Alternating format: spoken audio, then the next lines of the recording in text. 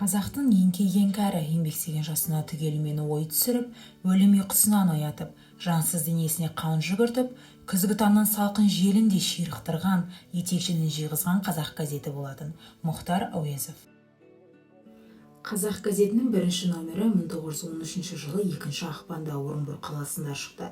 Бас редакторлар Ахмет Байтұрсынұлы, Әлихан Бөкейханов, Міржақып Дулатұлы.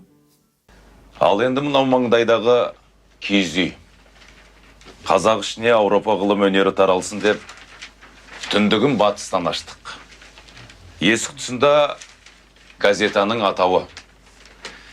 Қазақ газеті қазақ жұртына әрі мәдениет есігі, әрі сырт жұрт жағынан күзетшісі болсын деген ниет. Аталы жұртымыздың, ауданды ұлтымыздың өз аты аталсын деп, газетіміздің есімін қазақ қойдық. Газет 1913-18 жылдар аралығында 26 рет жабылған, бірақ бұл газеттің тарихта қалуына кедергі болған жоқ. Қазақ газетінде сол кездің өзінде жарнамалар басылған, мысалы сүт машинасы, зеңгір машинасының жібі және де Зайсандағы дүкен. Газеттің мазмұнды болуына ерекше мән берген. Қазақ халқы үшін сол кездерде құлағы, үні, тілі болып, ұлт болашағын ойлаған қазақ азаматтарын біріктіре білген қазақ газетін ұлт зиялылары қазақтың жан-жарасына айналған жер, тіл, дін, оқу және тағы басқа мәселелерді көтеретін басылымға айналдырды.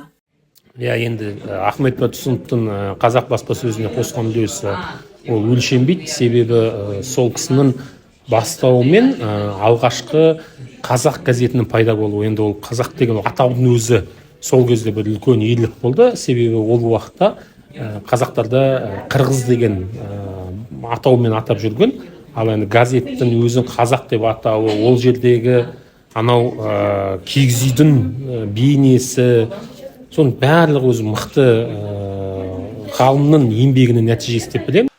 Айтпақшы, мұна нәшрият деген сөз туралы көптен бері ойланып жүрем. Баспасөз десек қайтеді? Баспасөз? Иә.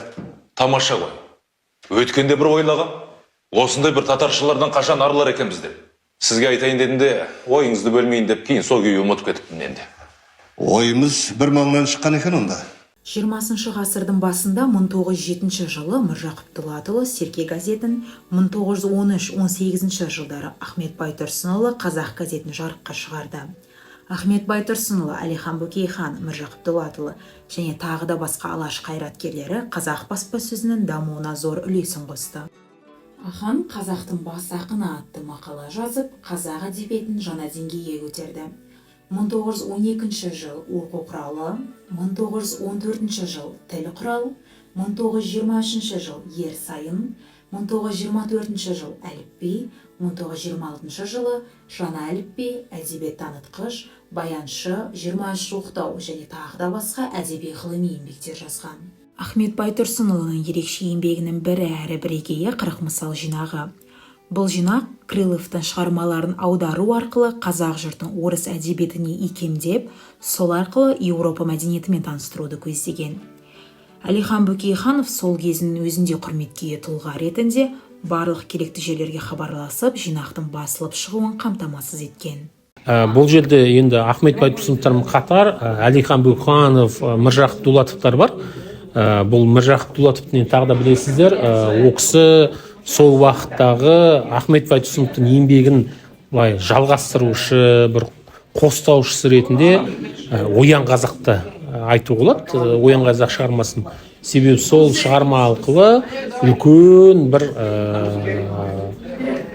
саяси бір ой тастады деп айту болады халыққа. Өйткені сол ой арқылы жалпы болашаққа деген қандай біздің көзқарасымыз болу керек, біз не істеуіміз керек деген сияқты мәселелерді қозғаған сол шығармада. Енді Әлихан Бөкейханов ол түсінікті, ол кісі мынау 20 ғасырдағы ең ұлы тұлғалардың бірі, ол кісінің да жаңа Ахмет Байтұрсынов сияқты еңбегі өлшенбейді. Өйткені Әлихан Бөкейханов бұл кісі алғашқы біздің саяси позициямыздың, саяси көзқарасымыздың қандай болу керектігін көрсеткен адамдардың бірі. Енді ол кісі экономист, агроном, этнограф, енді барлық сала бойынша еңбегі өте көп. Қазақ газеті Алаш партиясы мен Алашорда үкіметінің үні болды. Алаш қозғалысының әрбір қадамын айнаға басқандай тізіп, аласапыран тұста адаса бастаған қазаққа бағыт берді. Алаш партиясының бағдарламасы, оның саяси қызмет барысы туралы ұлт зиялыларының идеологиялық демократиялық ой-пікірлері басылды.